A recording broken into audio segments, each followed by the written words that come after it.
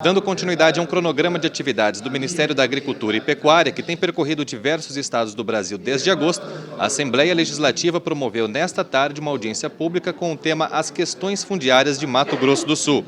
O evento contou com a participação de representantes dos segmentos de produtores, indígenas e de diversos órgãos do Executivo Federal, como INCRA e IBAMA. O presidente da Assembleia fez um diagnóstico das contribuições que o Legislativo tem a oferecer para o aprimoramento do cenário fundiário estadual.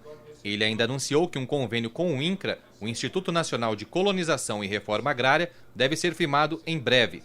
O posicionamento do nosso vice-ministro Naban aí, que eu acho que é importante, mostrando que conhece o assunto, sabe o que foi feito aqui, o nosso trabalho da Assembleia Legislativa, quando discutimos a questão fundiária do Estado, e em especial a questão da influência do CIMI nas invasões indígenas do Estado.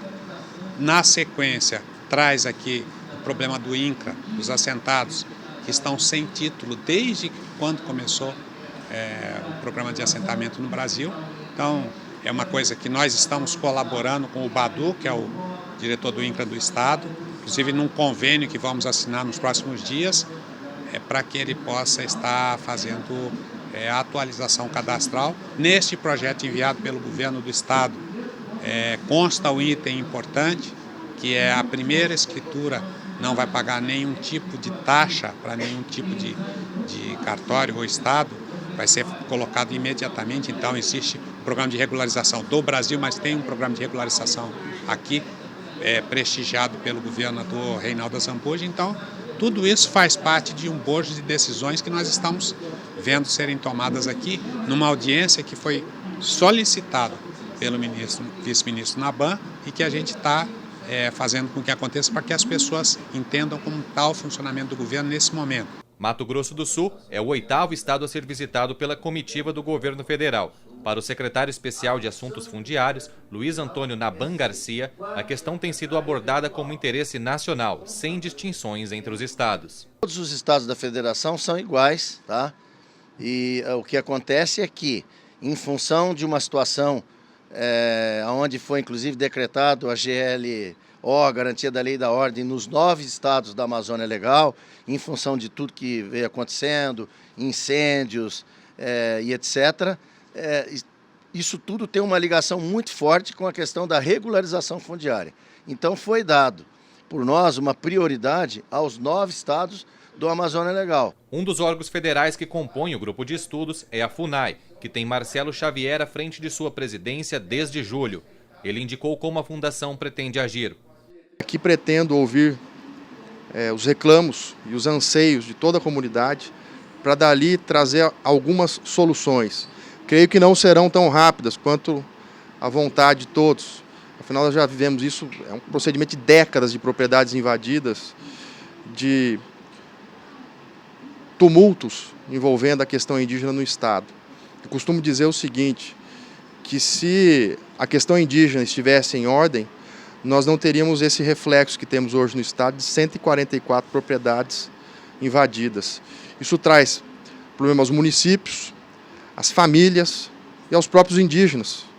É um problema social grave que nós, enquanto órgão de Estado, temos que atuar com uma política de Estado. E a FUNAI é o órgão indigenista do Estado para isso. O deputado estadual Renato Câmara coordena a Frente Parlamentar de Regularização Fundiária na Casa de Leis sul-mato-grossense. Ele aproveitou a reunião para encaminhar algumas reivindicações do órgão nesta articulação política entre Estado e União. Nós apresentamos ao vice-ministro Naban Garcia algumas considerações que nós temos discutido na Frente Parlamentar de Regularização Fundiária há quase 3 anos. Questões como, por exemplo, a morosidade de análise dos projetos que estão no INCRA. Esse é um ponto crítico, porque os servidores do INCRA estão fazendo um trabalho muito importante, mas com um número de servidores muito pequenos. Então nós precisamos ter concurso público para o INCRA, precisamos ter mais recursos para o INCRA e, como sugestão, que se possa colocar recursos para fazer contratos né? Porque nós temos em torno de 25 mil famílias que precisam ser regularizadas e os processos já estão no INCRA. Então, nós temos já há décadas problemas estruturais que precisam de recursos. Outra questão importante é a questão da energia rural. A Energisa fez a infraestrutura, colocou a energia em vários loteamentos, ou seja, o mais caro, o mais difícil, quer ter a infraestrutura, a energia passando na frente dos lotes. E por uma questão jurídica, o INCRA não autoriza a Energisa a ligar essa energia nesse lote, porque ele está irregular. Desta forma, como que um produtor da reforma agrária vai conseguir produzir se ele não tem energia na sua casa? Ele não pode ter uma geladeira, uma bomba de puxar água. Num dia como hoje, numa audiência pública, onde se coloca à mesa a Assembleia Legislativa, os deputados estaduais, o governo federal com os seus representantes, o governo do estado com os seus representantes. É um avanço muito grande, principalmente um avanço de tempo, de agilidade, e nós temos pressa para fazer Mato Grosso do Sul se desenvolver cada vez mais. A FarmaSul, Federação Agropecuária do Estado, também prestigiou o evento, apontando a segurança jurídica como uma das maiores necessidades da classe produtora em suas atividades. O que nós demandamos nessa audiência pública basicamente consiste, primeiro, em reconhecer e respeitar as condicionantes do julgamento Raposa Serra do Sol. Segundo, fazer com que as autarquias, as instituições federais que estejam vinculadas ao Poder Público Federal respeitem o parecer 001 de 2017 da AGU, né, que condiciona exatamente como deve se proceder para esse tipo de questão, e lembrar que todas as vezes que nós tivermos propriedades invadidas, que sejam efetivamente reintegrada a posse aos verdadeiros proprietários.